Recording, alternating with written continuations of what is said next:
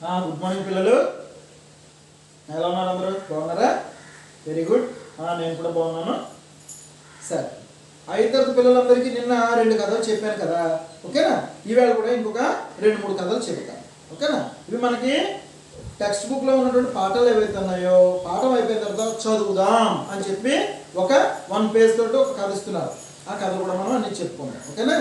సరే, నిన్న మనం ఏం చెప్పుకున్నాం? రాజుగారు బహుమతి కథ ఒకటి చెప్పుకున్నాం కదా, అవునా? రైట్. అలాగే ఈవేళ మనం చెప్పుకునేవి ఒక 3 కథలు చెప్తాం.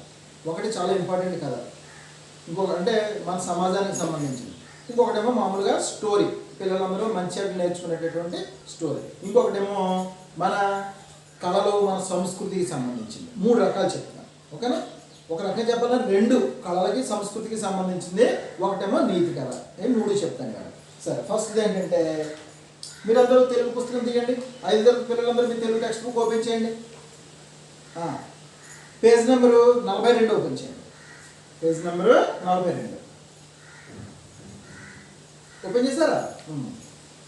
చూడండి, చదువుదాం అని ఉంది కదా, ఇది పేజ్, ఇది రైట్. ఇది చదువుదాంలో పాఠం పేరు ఏమని చెప్పండి?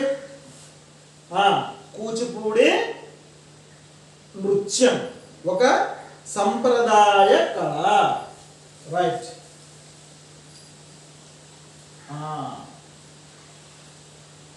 కూచిపూడి నృత్యం ఒక సంప్రదాయ కళ. ఇది పాఠం పేరు అమ్మా. నృత్యం బొమ్మ పెట్టి తెలిసిపోతుంది కదా, ఈ అమ్మాయి ఏం చేస్తుంది? Yes, she is dancing. నేను డాన్స్ చేస్తుంది, నాట్యం చేస్తుంది. నృత్యం అంటే నాట్యం అని అర్థం. నృత్యం అంటే నాట్యం, ఒక సంప్రదాయ కళ అన్నారు కదా. సంప్రదాయం అంటే మన పెద్దల నుంచి వచ్చింది అని చెప్పి అర్థము. సాంప్రదాయంగా జరుగుతుందని అంటే పిచ్చి పిచ్చిగా గెంతులు అరుపులు కాకుండా ఉండేవని సాంప్రదాయం అంటారు, ఓకేనా? సరే, ఇక్కడ చూడండి, కూచిపూడి నృత్యం తెలుగువారి ప్రత్యేక నృత్య రీతి. ఇది ఆంధ్ర రాష్ట్రంలో కృష్ణా జిల్లాలోని దివిసీమలో కూచిపూడి అనే గ్రామంలో కొన్ని శతాబ్దాల పూర్వం ఆవిర్భవించిన కళారూపం. ఈ ఊరి పేరుతోనే ఇది ప్రసిద్ధమైనది. మన ఆంధ్రప్రదేశ్ ఉంది కదా, మన రాష్ట్రం ఉంది కదా, మన రాష్ట్రంలో జిల్లాలు ఎన్ని ఉన్నాయి? 13 జిల్లాలు ఉన్నాయి, అవునా? శ్రీకాకుళం, విజయనగరం, విశాఖపట్నం, తూర్పుగోదావరి, పశ్చిమ గోదావరి, కృష్ణా, గుంటూరు, నెల్లూరు, చిత్తూరు, ప్రకాశం, కడప, కర్నూలు, అనంతపురం, ఓకేనా? 13 జిల్లాలు ఉన్నాయి. 13 జిల్లాల్లో విజయవాడ ఉంది కదా, విజయవాడ ఎక్కడుంది? ఏ జిల్లాలో ఉంది? కృష్ణా జిల్లాలో ఉంది. ఆ కృష్ణా జిల్లాలో దివిసీమ అని ఒక ఏరియా ఉంది. మన తూర్పుగోదావరి జిల్లాలో చూడండి, మన్యం అంటాం. రంపచోడవరం వైపు ఏజెన్సీ ఏరియా అంతా మన్యం అంటాం. అమలాపురం ఏరియా అంతటినేమో మనం అంటే కోనసీమ అంటాం. అలాగే ప్రతిపాడు, జగ్గంపేట ఆ ఏరియా ఉంది కదా, దానంతటినేమో మెట్ట అంటాం.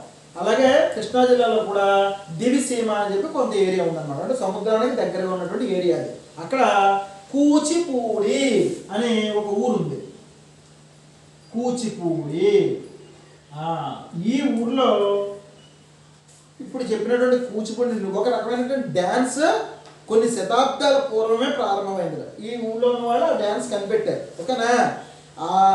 వాళ్ళ దగ్గర నుంచి ప్రారంభమైంది కాబట్టి ఈ డ్యాన్స్ ఏం పెట్టారంటే, ఒరే ఎవరో డ్యాన్స్ చేస్తారా అంటే, ఏ ఊరు వాళ్ళు చేస్తారా డ్యాన్స్ అంటే కూచిపూడి వాళ్ళు వస్తున్నారంటే, అలా క్రమంగా ఆ డ్యాన్స్కి కూచిపూడి డ్యాన్స్, కూచిపూడి నాట్యము, కూచిపూడి నృత్యము అనే పేరు స్థిరపడిపోయింది. ప్రత్యేకమైన పేరేం కాదు, ఆ ఊళ్ళో ప్రారంభించబడింది కాబట్టి, ఆ ఊళ్ళో వాళ్ళు ఆ డ్యాన్స్ కనిపెట్టారు కాబట్టి ఆ డ్యాన్స్కి కూచిపూడి డ్యాన్స్ అని పేరు వచ్చింది. సిద్ధేంద్ర యోగి కూచిపూడి నాట్యకళకు మూల పురుషుడు అంటారు.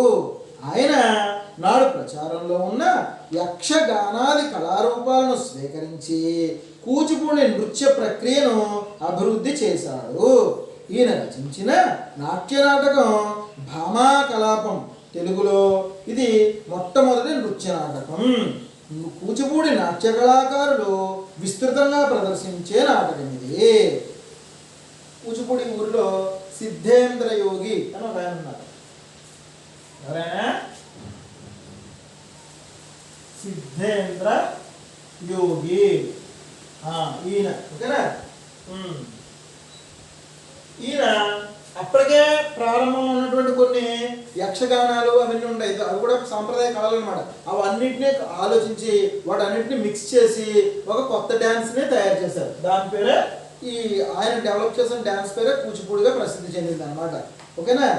అయితే ఈయన సిద్ధేంద్ర యోగి గారు రచించినటువంటి ఈ డ్యాన్స్ అన్నింటిలో కల్లా ఒక డ్యాన్స్ అందరికి ఎక్కువ ప్రసిద్ధి పొందింది. అదే దాని పేరు ఏంటంటే భామా కలాపం.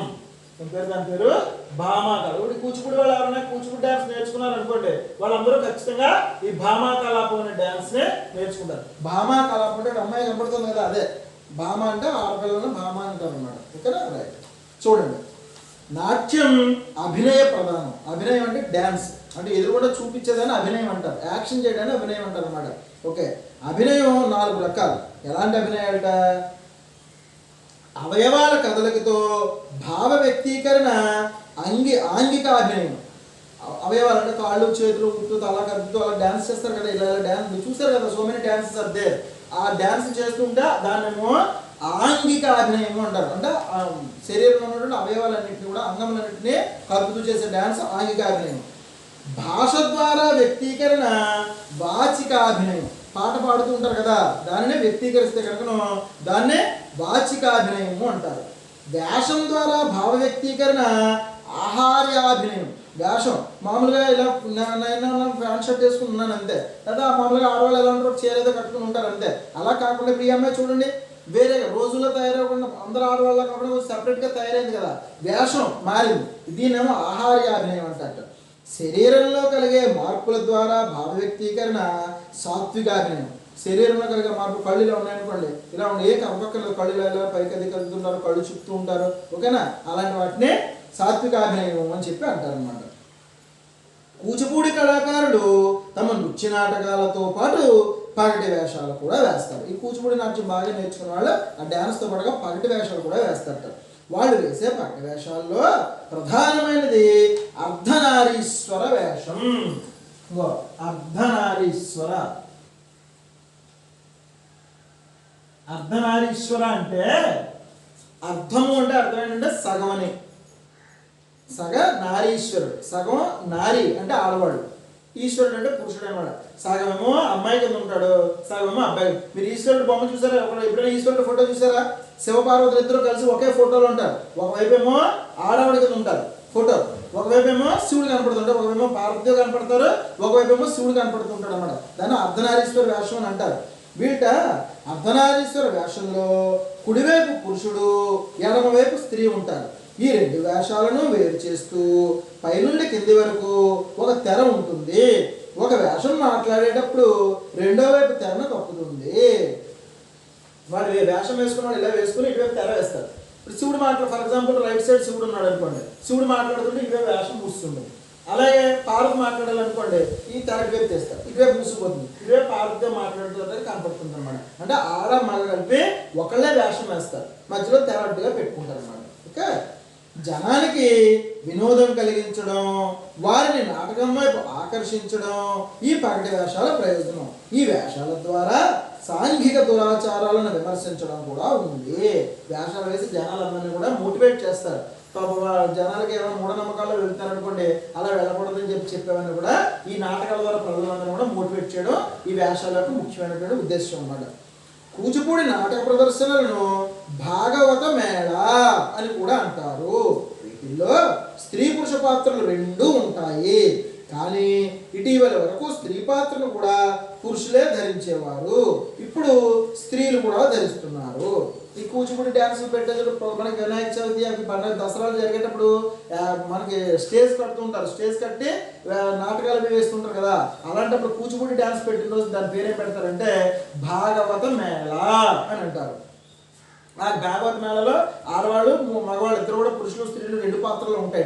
మొన్నటి వరకు ఏం చేశారంటే ఆ కూచిపూడిలో నుండి ఆడవాళ్ళ పాత్రను కూడా మగవాళ్ళే వేషం మార్చుకుని ఆడవాళ్ళ కింద వేషం కట్టుకుని వేసేవట. కానీ ఈ మధ్యకాలంలో ఆడవాళ్ళు కూడా ఆడవాళ్ళ వేషాన్ని వేస్తున్నారు. ఓకేనా. కీర్తిశేషులు భాగవతుల రామయ్య, హరిమాధవయ్య, చింతా వెంకటరామయ్య, తాడేపల్లి పేరయ్య, భాగవతుల విస్సయ్య, వెంపటి వెంకటనారాయణ, దర్భా వెంకటేశ్వరులు, వేదాంతం పార్వతీశం, వేదాంతం వెంకటాచలపతి, వేదాంతం రామకృష్ణయ్య, వేదాంతం రాఘవయ్య, చింతా కృష్ణమూర్తి, వేణుగోపాల కృష్ణ శర్మ, వేదాంతం రత్తయ్య శర్మ, వేదాంతం సీతారామ శాస్త్రి మొదలైన వారు కూచిపూడి నాట్యాన్ని విశ్వవ్యాప్తం చేశారు. విశ్వవ్యాప్తం విశ్వవ్యాప్తం విశ్వవ్యాప్తం అంటే ప్రపంచవ్యాప్తంగానే. ఇప్పుడు చెప్పిన పేర్లు ఉన్నాయి కదా, వీళ్ళందరూ మహానుభావులు. వీళ్ళందరూ ఈ కూచిపూడి డ్యాన్స్ బాగా నేర్చుకుని ప్రపంచంలో ఎన్నో దేశాలు ఉన్నాయి కదా, అమెరికా, రష్యా, కెనడా అన్ని, చాలా ఇంగ్లాండ్ అన్నీ ఉన్నాయి కదా, జర్మనీ, స్విట్జర్లాండ్ అన్ని, Australia, New Zealand, so many countries are there. అన్ని రాష్ట్రాలకి వీళ్ళు, మన తెలుగు వాళ్ళు అన్ని రాష్ట్రాల్లోనూ ఉన్నారు, అన్ని దేశాల్లోనూ ఉన్నారు. సో వీళ్ళు అక్కడికి వెళ్ళిన తర్వాత అక్కడ తెలుగు వాళ్ళు వీళ్ళు పిలిచి వీళ్ళతో డ్యాన్సులు వేయించి ఆయా దేశాలకు కూడా మన తెలుగు వాళ్ళకి నృత్యరీతి ఇది కూచిపూడి అన్న మనకే ప్రత్యేకం, వేరే ఏం కాదు. భరతనాట్యం అవి ఉన్నాయి కదా, అవి కూడా తమిళనాడు నుంచి వచ్చింది భరతనాట్యం. కూచిపూడి మటుకు మనదే. ఓకేనా? ప్రతి రాష్ట్రానికి ఒక్కొక్క కళ ఉంది, ఒక్కొక్క డ్యాన్స్ ఉంది, ఆయా రాష్ట్రాలకు ఆయా డ్యాన్స్ ఉన్నాయి. మన తెలుగు వాళ్ళ మటుకు కూచిపూడి అనమాట. సో ఇప్పుడు చదివిన పేర్లు ఏవైతే ఉన్నాయో మహానుభావులు, వాళ్ళందరూ కూడా ఎన్నో ప్రాంతాలకు వెళ్ళి పర్యటనలు చేసి కూచిపూడి నృత్యాన్ని ప్రపంచం అందరికీ తెలియజేశారు. ఓకేనా? ఇలాంటి వాళ్ళు మహానుభావులని మనం గుర్తుపెట్టుకోవాలి. వాళ్ళ వల్లే కళ ఇంకా బతుకుంది. అదే వాళ్ళు ఎవరు లేరనుకోండి, ఈ బాడీ కూచిపూడి నృత్యాన్ని మనందరం మర్చిపోదాం. ఓకేనా? అందుకని పురాతనమైనటువంటి కళలు ఏవైతే ఉన్నాయో ఆ కళలన్నింటినీ కూడా మనం ఖచ్చితంగా గౌరవించాలి, నేర్చుకోవాలి.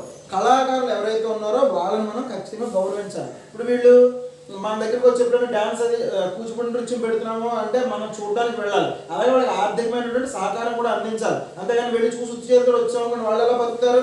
అందరూ ఉద్యోగాలు అవి ఎలా చేసుకుంటున్నారో, డ్యూటీస్ అవి ఎలా చేసుకుంటున్నారో, వీళ్ళు కూడా దీని మీద ఆధారపడి జీవిస్తున్నారు. సో వీళ్ళకి మనం ఖచ్చితంగా ఆర్థికపరమైనటువంటి సహాయ సహకారాలు అందిస్తే ఆ కళ కొన్ని కాలాల పాటు నిలబడుతుంది.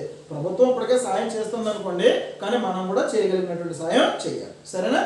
ఇది కూచిపూడి నృత్యం ఒక సంప్రదాయ కళకు సంబంధించినటువంటి చదువుదాం భాగం. ఇప్పుడు ఇంకోటి చెప్పుకుందాం. ఇప్పుడు చెప్పుకునేది మంచి కళ. మంచి కళ అది చెప్తాను చూడండి.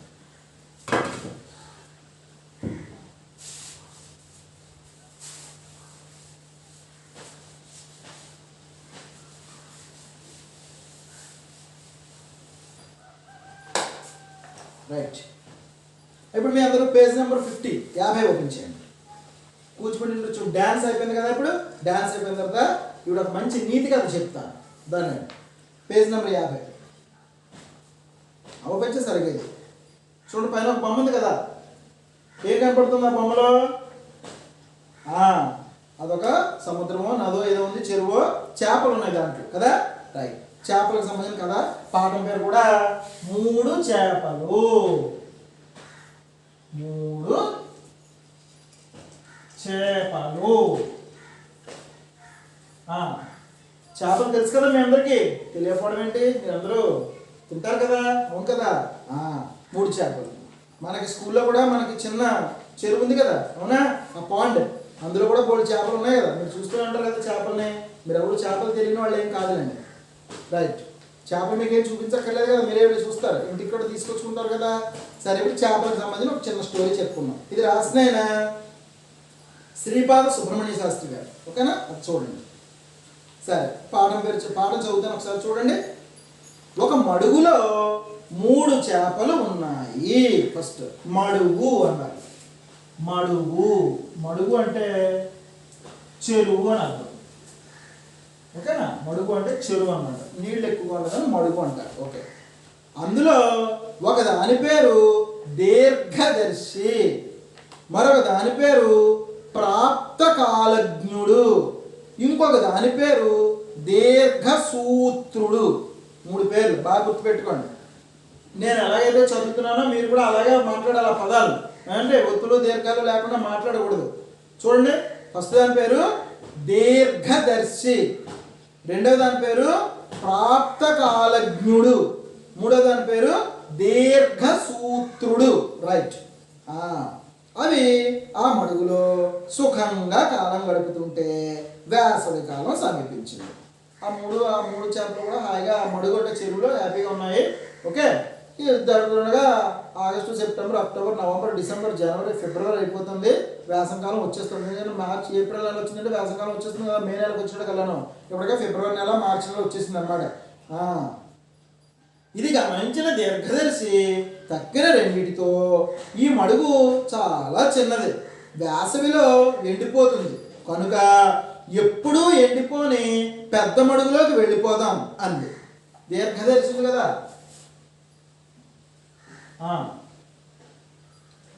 ఇది ఏం చెప్పిందంటే, ఒరే ఫ్రెండ్స్, డియర్ ఫ్రెండ్స్, మనం ఈ చెరువులో ఉన్నాం, ఇది బుల్లిది, ఇది ఒకవేళ వేసంగాలం వచ్చేస్తుంది, ఇంకా పైన సూర్యుడు చూస్తుంటే తెలుస్తుంది మనకి, మనం ఇక్కడ ఉన్నాం అనుకోండి, వేసంగాలం చెరువు ఎండిపోయిందంటే మనం చచ్చిపోతాము, అందుకని ఎక్కువ నీళ్ళున్న చెరువు ఇంకా ఎక్కడ ఉంటుంది కదా, అక్కడికి వెళ్ళిపోదాం మనం అని చెప్పింది. ఎవరు?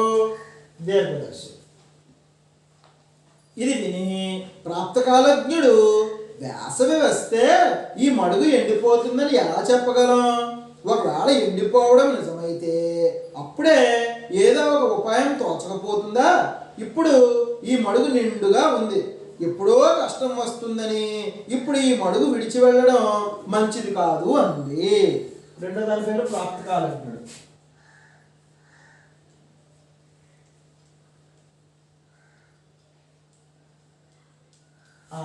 రెండో వాడి పేరు ప్రాప్తకాలజ్ఞుడు కదా.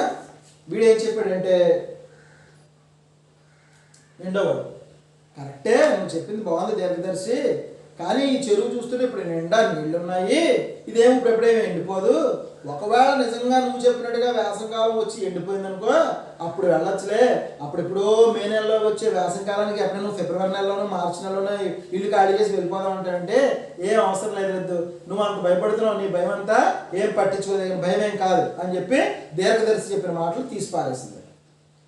ఇది విని దీర్ఘసూత్రుడు, మీ మాటలు చాలా తికమకగా ఉన్నాయి, ఈ మడుగు మహాసముద్రం వలె పెద్దది, అనవసరంగా భయపడుతున్నారు, కాబట్టి మనం ఇక్కడ నుండి కదలడం మంచిది కాదు అంది. మూడోది ఉంది కదా దీర్ఘసూత్రుడు.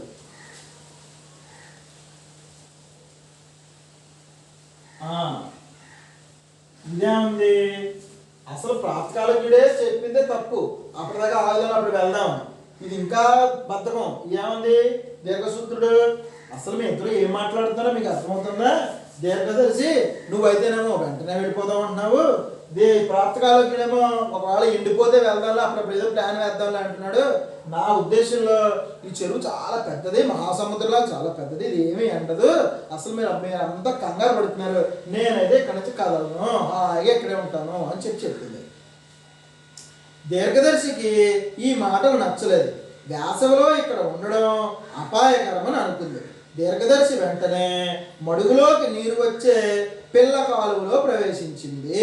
అక్కడ నుండి పెద్ద కాలువలోకి, దానిలో నుండి సముద్రంలో ఉండే ఒక పెద్ద మడుగులోకి ప్రవేశించింది. అక్కడ నిశ్చింతగా గడపసాగింది. కానీ వీళ్ళిద్దరు మాటలు దీనికి నచ్చలేదు. ఫస్ట్ దానికి ఇది ఏం చేసింది, అయ్యి బాబాయ్ వీళ్ళిద్దరితో పడుకుంటే కనుక నా పని కూడా అయిపోతుందని చెప్పి ఆ చెరువులోకి నీళ్ళు వస్తాయి కదా, బుల్లి కాలువ ఉంటుంది కదా, ఆ కాలువలోకి వెళ్ళిపోయింది. ఆ కాలువ ద్వారా కొంచెం పెద్ద కాలువలోకి, ఆ పెద్ద కాలువ ద్వారా ఎప్పుడు ఎండకుండా ఉన్నటువంటి పెద్ద చెరువు ఒకటి కనిపించింది, ఆ చెరువులోకి వెళ్ళిపోయింది. హాయిగా ప్రశాంతంగా ఉండేందుకు, వేసవికాలం వచ్చినా సరే ఆ పెద్ద చెరువు ఎండదన్నమాట, అందుకని అక్కడికి వెళ్ళిపోయింది. ఇంతలోనే వేసవి కాలం రానే వచ్చింది. ఒక్కొక్క చెరువు ఎండిపోసాగింది. మరికొన్ని రోజులకు మడుగు దగ్గరికి వలలు పట్టుకుని జాలర్లు వచ్చారు. చేపలన్నీ తప్పించుకోవడానికి ఎంత ప్రయత్నించినా ఫలితం లేకపోయింది. జాలర్లకు దొరికిపోయాయి. అంతే, వేసవికాలం రాగానే నీళ్ళన్నీ ఎండిపోతాయి కదా, ఒక్కొక్క చెరువు ఎండిపోయింది, వీళ్ళన్న మడుగు కూడా ఇది ఆల్రెడీ వెళ్ళిపోయింది, ఇది సేఫ్. వీళ్ళిద్దరూ మిగిలిపోయారు. వీళ్ళన్న చెరువు దగ్గర కూడా జాలర్లు వచ్చారు. జాలర్లు అంటే ఎవరు? జాలరి అంటే ఎవరు? చేపలు పట్టుకునేవాడు కదా. ఈ చేపలు పట్టుకునే వాళ్ళు వచ్చేసారు, వాళ్ళు పట్టుకుని వచ్చారు. వచ్చి నీళ్ళు తక్కువ ఉంటాయి కదా, ఏమైనా చేపలు ఉంటే వెంటనే తీసేసుకోవచ్చు కదా. వచ్చారు, వచ్చి వాళ్ళు వేశారు. వేస్తే అన్ని చేపలు దొరికేస్తాయి, తప్పించుకునే ఛాన్సే లేదన్నమాట. అన్ని చేపలు కూడా పాపం జాలర్లకి దొరికిపోయాయి. దొరికిన చేపలన్నిటినీ వారు ఒక తాడుకు పొచ్చసాగారు. అది చూసి ప్రాప్తకాలజ్ఞుడు, అయ్యో పెద్ద చిక్కు వచ్చింది, ఇప్పుడు బాధపడుతూ కూర్చోక ఏదైనా ఉపాయం ఆలోచించాలి అని తీవ్రంగా ఆలోచించింది.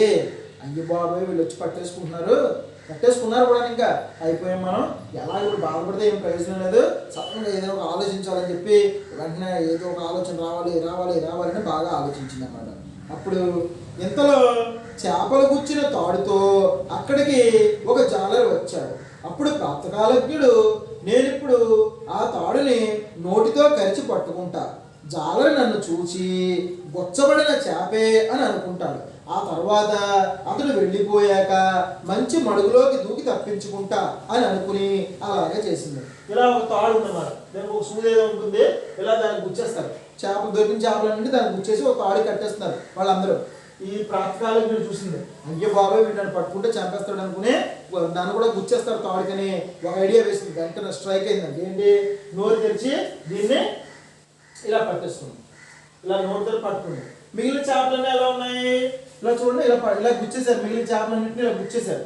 ఓకే, ఇదేం చేస్తుంది, మధ్యలోది గుచ్చబడకుండానే నోటితోటి ఆ తాడుని అలా పట్టు కూర్చుంది. అలా పట్టుకుంటే అప్పుడు జాలరు చూశాడు, ఆహా ఏమీ లేదు, ఇది నేను ఆల్రెడీ గుచ్చేసాను అనుకుని దాన్ని వదిలేసుకున్నాడు అనమాట. ఓకే, అలా అనుకుని అలాగే పట్టుకుంది. అప్పుడు వాడు వదిలేస్తారు నన్ను, ఆ తర్వాత ఎక్కడైనా ఒక చెరువు కనపడితే కనుక ఆ చెరువులోకి వెళ్ళిపోతాను అని చెప్పి ప్లాన్ వేసింది. ఎలా తప్పించుకోవాలా అని అప్పటికప్పుడు ఆలోచిస్తున్న దీర్ఘసూత్రుని జాలరు పట్టుకుని తాడుకు గుచ్చి బొట్టలో వేసుకున్నాడు. ఇది కూడా సేఫ్, ఇది కూడా పక్క వెళ్ళిపోయింది ఎలా వెళ్ళాలి. కానీ దీర్ఘసూత్రుడు మటుకు ఎలా వెళ్ళాలి ఇంకేం దొరికిపోయింది. వెంటనే వాడు ఏం చేశాడు, తాడు గుచ్చేసి బొట్టలో పారేశాడు. ఆ మడుగులోని చేపలన్నిటినీ పట్టుకున్న జాలర్లు ఇళ్లకు బయలుదేరాడు. వారికి దారిలో ఒక పెద్ద కాలువ కనపడింది. బురదతో ఉన్న చేపలను కడగడానికి జాలర్లు కాలువలోకి దిగారు. అన్నింటినీ కట్టేశారు కదా, తాడుతో గుచ్చేశారు కాబట్టి ఇంకేం పర్లేదు అనుకుని ఒక కాలువ కనిపించింది, వెళ్ళేవాడు. ఇవన్నీ బురదలో ఉంటాయి కదా, మరి సరే ఇవన్నీ కొంచెం నీట్గా ఫ్రెష్ చేసి ఇంటికి పట్టుకెళ్దాము అనుకుని కాలువలోకి దిగారు అందరూ ఈ చేపలన్నింటినీ పట్టుకుని.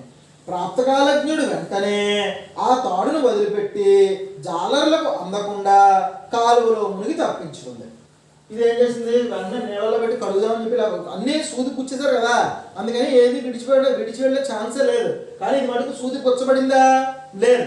ఏం చేస్తుంది, దాన్ని తాడు పట్టుకుంది కదా, వాళ్ళు ఇలా నీళ్ళలో కడుగుదాం, ఇలా నీళ్ళలో పెట్టగానే వెంటనే వదిలేసి ఈవెన్ పారిపోయింది. జ్వాలలు అసలు దొరకకుండా చాలా స్పీడ్గా పారిపోయింది, నీళ్ళలో దూకి తప్పించేసుకుంది అన్నమాట. చూసారా, ఆపద వస్తుందని ముందు చూపుతో దీర్ఘదర్శి తన ప్రాణాలను కాపాడుకుంది. ఇది ఫస్టే వెళ్ళిపోయింది, కాపాడుకుంది. సమయస్ఫూర్తితో ప్రాప్తకాలజ్ఞుడు తన ప్రాణాలను రక్షించుకుంది. ఇది లక్కీ ఒక రకంగా, అప్పటికప్పుడు ఆలోచన వేసి లక్కీగా ఇది కూడా తప్పించుకుంది. కానీ మందబుద్ధితో నిర్లక్ష్యంతో దీర్ఘసూత్రుడు తన ప్రాణాలను పోగొట్టుకుంది. ఇది మనకి ఎక్కడికి వెళ్ళకపోయింది పాపం.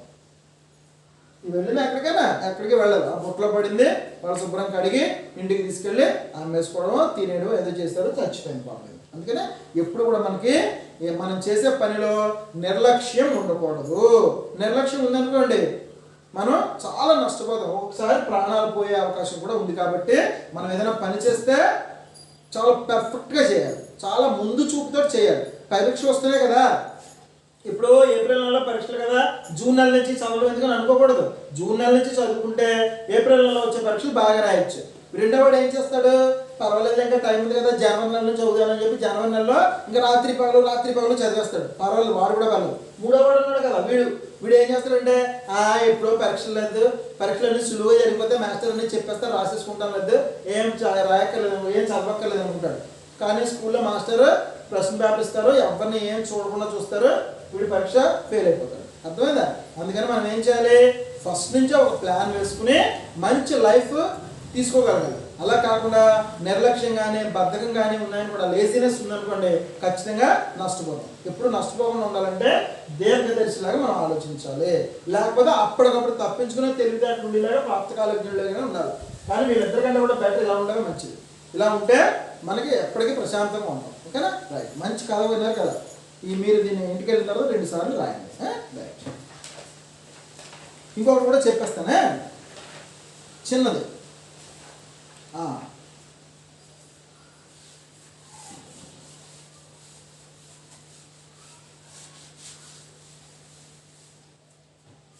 ఇప్పుడు మీరు అందరూ పేజ్ నెంబర్ 58 తీయండి. 58. ఇది కూడా ఇందాక మీకు సంస్కృతికి సంబంధించిందని చెప్పాను కదా. కూచిపూడి నృత్యం ఎలాగైతే ఉందో ఇది కూడా మన సంస్కృతికి మన సాంప్రదాయానికి సంబంధించినటువంటి మన కల్చర్కి సంబంధించినటువంటి అంశం. చూడండి పాఠం పేరు ఏమిటంటే కలమళ్ళ శాసనం. కలమళ్ళ శాసనం. శాసనం మాట ఎక్కడైనా విన్నారా? Very good. ఎక్కడ విన్నారు? బాహుబలి సినిమాలో విన్నారా? ఎవరన్నారా మాటని?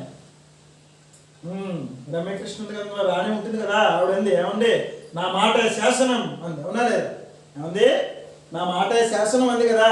శాసనం అదే. ఇది శాసనం అంటే ఏంటంటే రాజుగారు ఇచ్చేదని శాసనం అంటారు. రాజుగారు కానీ రాణి గారు కానీ ఉంటారు కదా, వాళ్ళు మాట్లాడే మాటే శాసనం. అంటే శాసనం అంటే ఎవడైనా ఆ మాటను ఫాలో అవ్వాలి. ఆ మాటని కాదు అనడానికి ఎవరికి రైట్ లేదు, ఎవరికి హక్కు లేదు. ఖచ్చితంగా ఎవరైనా సరే శాసనం అంటే పాటించవలసిందే. కలమళ్ళ శాసనం అంటే కలమళ్ళ అనేటటువంటి ఊర్లో దొరికిన శాసనం. శాసనం అంటే మీకు చిన్న విషయం ముందర చెప్తాను చూడండి. ఇప్పుడైతే పుస్తకాలు పెన్నులు వచ్చాయి, ఫోన్లు వచ్చాయి కాబట్టి మన గవర్నమెంట్ ఆఫ్ ఇండియా కానీ గవర్నమెంట్ ఆఫ్ ఆంధ్రప్రదేశ్ కానీ మన ప్రభుత్వాలు ఉన్నాయి కదా, వాళ్ళు ఏదైనా మనం ఫాలో అవ్వాలని చెప్పి రూల్స్ చెప్పారనుకోండి, జియోస్ అంటారు వాటిని, గవర్నమెంట్ ఆర్డర్స్. అవి ఏమైనా చెప్పారనుకోండి మనకి టైప్ చేసి పంపిస్తారు, కంప్యూటర్లో పంపుతారు, మనకు ఫోన్లో అందిస్తుంది. దాని ప్రకారంగా అందరూ ఫాలో అయిపోతాం. ఓకేనా? కానీ ఇదివరకు పుస్తకాలు పెన్నులు ఉన్నాయా? ఏమి లేవు కదా. అలాంటప్పుడు ఏం చేసేవారంటే మన అందరికీ తెలియడానికి ఏం చేసేవారంటే పెద్ద పెద్ద రాతి పలకలు తీసుకునేవారు. ఆ రాతి పలకలు తీసుకుని రాతి పలక మీద ఇనప మేకలు అవి ఉంటాయి కదా, అలాంటి దాంతో కొట్టి అక్షరాలన్నీ రాసేవారు. రాసి దాని మీద పెట్టేవారు. అవి ఊళ్ళో అక్కడ మధ్యలో పెట్టేవారు. అందరూ చదువుకునేవారు అనమాట. దాని శాసనం అంటే రాజుగారి ఆజ్ఞ అనమాట. అందరూ దాన్ని ఫాలో అవ్వాల్సిందే. ఇప్పట్లో పేపర్లు అవి లేవు కాబట్టి. అలాంటిది కలమళ్ళ శాసనం అంటే ఏదో చూద్దాం. చూడండి ఇక్కడ బొమ్మ కూడా ఉంది చూడండి. మీకు ఇంకా ఎక్కడ ఉన్నాయో చెప్తాను నేను. బొమ్మ ఉందా? ఆ బొమ్మ మీద చూడుకున్న అక్షరాలు ఉన్నాయి. యాక్చువల్గా మనకేమీ అర్థం కావట్లేదు, వేరే వేరే భాషలో ఏదో ఉన్నాయి, నాకు తెలియదు భాష ఏంటో. ఇక్కడ అంకెలు వేశారు 1 2 4 6 8 10 అలాగే. ఇక్కడ అంకెలకి కొన్నేమో అక్షరాలు రాశారు, తెలుగులో రాశారు అక్షరాలు. ఇవేంటో చూద్దాం. పూర్వకాలంలో రాజులు శాసనాలు వేసేవారు. శాసనం రాజాజ్ఞను తెలుపుతుంది.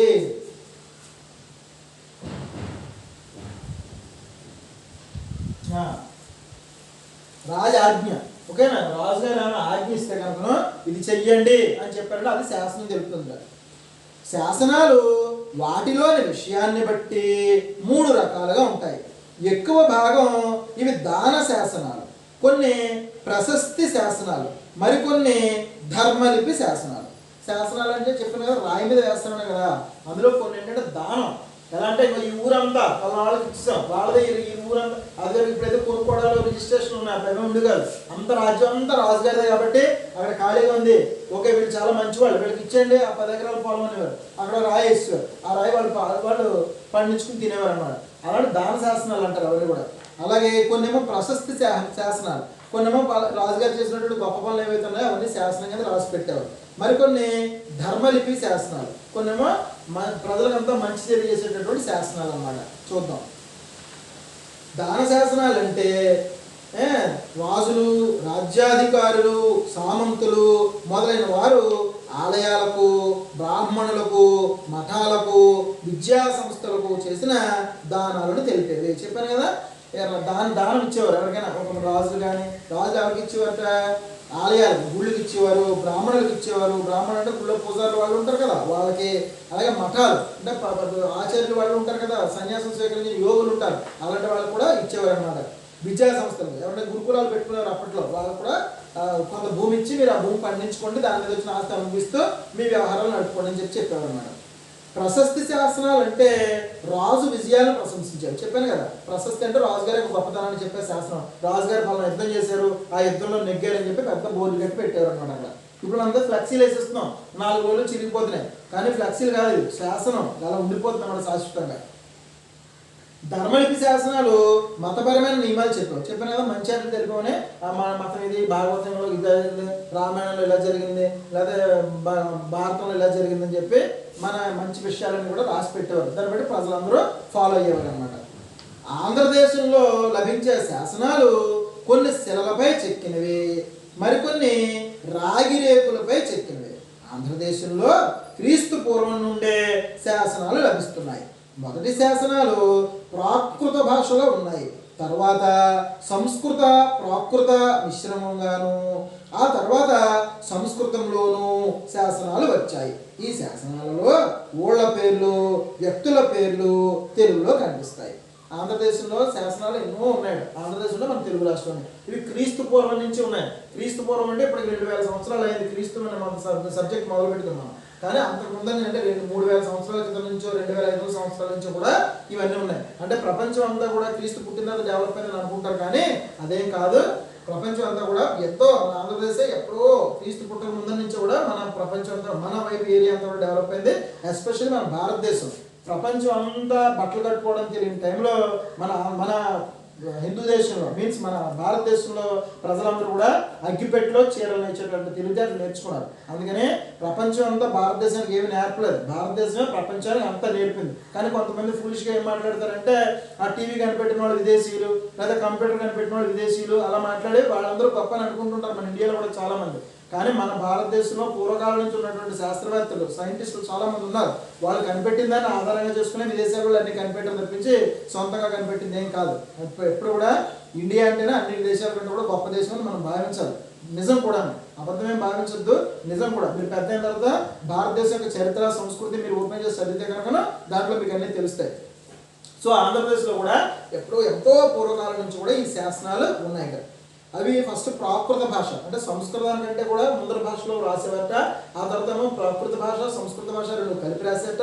ఆ తర్వాత సంస్కృత భాషలో కూడా శాసనాలను కూడా రాశారు. అయితే ఇందులో వ్యక్తుల పేర్లు కానీ లేకపోతే దానాల పేర్లు కానీ ఆయన రాస్తే కనుక అది తెలుగులో కూడా రాశారు. అంటే తెలుగు భాష ఈ సంస్కృత భాష కంటే కూడా తర్వాత వచ్చిన భాష అన్నమాట.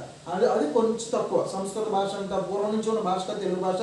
ఆ మధ్య కొంతమంది నేర్చుకుని భాష ఇలా ఉండాలి అని చెప్పి లిపిని తయారు చేశారు. మీరు ఎప్పుడైనా మ్యూజియంస్కి వెళ్ళారు అనుకోండి, తెలుసు కదా, వస్తు ప్రదర్శనశాలలు ఉంటాయి కదా, మ్యూజియంస్ అంటారు. ఆ మ్యూజియంస్కి వెళ్తే అక్కడ జరుగుతాయి. కాకినాడ రండి, కాకినాడలో ఇక్కడ వివేకానంద విగ్రహం పార్క్ ఉంది, వివేకానంద పార్క్ అంటారు. వివేకానంద పార్క్ ఎదురుగుండా రోడ్లో ఒక మ్యూజియం ఉంది. ఆ మ్యూజియంకి వెళ్ళండి, అక్కడ బోల్డని శిల్పాలు ఉంటాయి. ఆ శిల్పాల కింద రాస్తారు. అవంతా కూడా వేరే వేరే ఎక్కడో, ఆ భాష మనకు తెలియదు. ఆ భాష ఇది శాసనాల మీద ప్రయోగాలు చేస్తుంటారు కొంతమంది, శాసనాల మీద పరిశోధన చేస్తుంటారు కొంతమంది. అలాంటి వాళ్ళకి తెలుస్తుంది దాని మీద అసలు భాష అంటారు. పాళీ భాషని, ప్రాకృత భాషని, అలాంటి భాషలో రాసినవన్నీ కూడా తెలుస్తాయి. అలాగే మీరు ఎప్పుడైనా తిరుపతి వెళ్ళారనుకోండి, వెంకటమ్మ గుడికి వెళ్ళారనుకోండి, వెంకటమ్మ గుడికి వెళ్తుంటే అలా వెళ్ళేటప్పుడు గోడలు ఉంటాయి కదా పక్కన, ఆ గోడలన్నింటి మీద రాసి ఉంటాయి. చూడండి, ఎప్పుడైనా చూడండి సార్, ఆ గోడ మీద అంతా కూడా రాసి ఉంటుంది. అదంతా వేరే వేరే భాషలో శాసనాలు అనమాట. అలాగే మన ద్రాక్షారం ఉంది మనకు దగ్గరలో, అక్కడికి వెళ్ళినప్పుడు అక్కడ కూడా శాసనాలు మనకి కనపడుతుంటాయి. వేరే వేరే రాజులు వేసినటువంటి శాసనాలు అనేవి. మొత్తం తెలుగులోనే మొదటిసారి శాసనాలు వేసిన వారు రేనాటి చోళులు. రేనాడు అంటే ఇప్పటి వైఎస్ఆర్ కడప జిల్లా ప్రాంతం. రేనాటి చోళరాజు ఎరికల్ ముతురాజు ధనంజయుడు కలమళ్ళ గ్రామంలో వేసిన శాసనం ఇది. శాసనాల్లోని పదాలన్నింటికి మనకి ఇంకా స్పష్టమైన అర్థాలు తెలియవు. ఇది దాన శాసనం. ఈ దానాన్ని పాడు చేసిన వారికి పంచమహాపాతకాలు కలుగుతాయని శాపవాక్యంతో శాసనం ముగిసింది. ప్రాకృత భాషలోను, సంస్కృత భాషలోను, లేదా ప్రాకృత భాష, సంస్కృత భాష కలిపి శాసనాలు వేశారని చెప్పాం కదా. తెలుగులో కూడా శాసనాలు వేశారు. ఎవరు వేశారంటే రేనాటి చోళులు అనేటువంటి రాజులు మన ఆంధ్రదేశాన్ని పరిపాలించినప్పుడు వేశారట. ఇప్పుడు ప్రస్తుతం రేనాటి చోళులు అంటే, రేనాటి ఏరియా ఏదంటే కడప జిల్లా ఉంది కదా, వైఎస్ఆర్ కడప జిల్లా ఉంది కదా మన రాష్ట్రంలో, కడప జిల్లా రాయలసీమలో ఉంది. అక్కడ ఆ ఏరియాను పరిపాలించిన రాజులు వేశారట. అది కలమళ్ళ అనేటువంటి గ్రామం ఉంది అక్కడ కడప జిల్లాలో. ఆ కలమళ్ళ అనే జిల్లాలో అనే ఊళ్ళో దొరికినటువంటి శాసనం ఇది. ఇదంతా ఏమి రాశారట? దాన శాసనం అన్నమాట. ఈ దానం మేము వాళ్ళ వరకు ఇస్తున్నాము, ఈ దానాన్ని కనుక మనం ఎవరైనా అతిక్రమిస్తే, ఈ దానం కాదని చెప్పి దీన్ని ఎవరైనా పాడు చేస్తున్నట్టుగా వాళ్ళకి పంచమహాపాతకాలు అంటే చాలా పాపం వస్తుంది వాళ్ళకి అని చెప్పి అందులో రాసి పెట్టారనమాట. దానికి సంబంధించినటువంటి శాసనం చూడండి, ఇక్కడ చూడండి 15 రాశారు.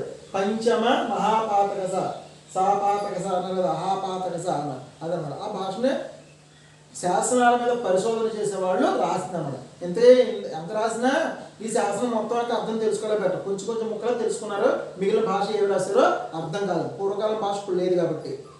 నాటి తెలుగు భాష ఎలా ఉందో, లిపి ఎలా ఉందో, శాసనం ఎలా ఉంటుందో మీరు తెలుసుకోవడానికి ఇదొక ఉదాహరణ. అప్పట్లో భాష ఎలా ఉంది, ఇప్పుడు ఏదో అలా మీరు రాస్తున్నారు. తిరుపతి చెప్పాను కదా మీకు, తిరుపతి వెళ్తే అక్కడ కూడా తెలుస్తుంది. తిరుపతిలో పెద్ద మ్యూజియం ఉంది. ఆ మ్యూజియంలోకి వెళ్తే ఇదివరకే అలా పోయితే ఆ అంటే ఇలా రాసిస్తున్నాం కదా, కానీ ఆ ఇంతకు ముందర ఎలా రాసేవారు, ఆ ఎలా ఉండేది, ఊ ఎలా ఉండేది, భాష అంతా కూడా రైటింగ్ పూర్వం నుంచి ఎలా అలా మార్చుకుంటూ వచ్చిందని చెప్పి తిరుపతిలో కనిపిస్తుంది. పైనుంచి ఒక 15 లైన్లు ఉంటాయి. ఇలా ఇక్కడ నుంచి ఇక్కడ దాకా లైన్లు ఉంటాయి. ఫస్ట్ ఆ ఎలా ఉండేది దగ్గర నుంచి ఇప్పుడు ఆ ఎలా మారిన దాకా రాస్తారు. అది మనకి దాని మీద పరిశోధన చేసే వాళ్ళైతే ఈజీగా చెప్పగలుగుతారు. మనం చూసి తెలుసుకోగలుగుతాం అలాంటివన్నీ. దాని మీద మనం ఏం పరిశోధన చేయలేదు కాబట్టి క్లియర్గా చెప్పలేం, కానీ బొమ్మ చూస్తే మీకు తెలుస్తుంది. తిరుపతి వెళ్ళిన వారు ఖచ్చితంగా వెంకటరమణ దర్శనం చేసుకుని మ్యూజియం కూడా వెళ్ళండి. మ్యూజియంలో రాశారు, పెద్ద చార్ట్ ఉంటుంది, పెద్ద చార్ట్. ఆ చార్ట్లో అక్షరాలన్నీ ఎలా ఉన్నాయి, ఆ నుంచి బండిరావు వరకు ఎలా ఉన్నాయి, అక్కడి నుంచి ఎలా ఎలా ఎలా మారుకుంటూ వచ్చాయని దాంట్లో ఉంటుంది. ఓకేనా, ఇది శాసనానికి సంబంధించిన అంశం. రైట్, మనం ఇప్పుడు 7 పాఠాలు చెప్పుకున్నాం తెలుగులో. 7 పాఠాల్లోనూ చదువుదామన్న పార్ట్ కూడా మనం కంప్లీట్ చేసుకున్నాం. ఇంకా మనకి మిగిలింది ఏంటంటే ఎక్సైజ్ పార్ట్ ఉంది. అంటే వెనకాల ఉన్నటువంటి అభ్యాసాలు ఉన్నాయి కదా, అభ్యాసాలు చేయాలి. పాఠాలన్నీ అయిపోయిన తర్వాత అభ్యాసాలు కూడా చెప్తాం. సరేనా? Right, by children.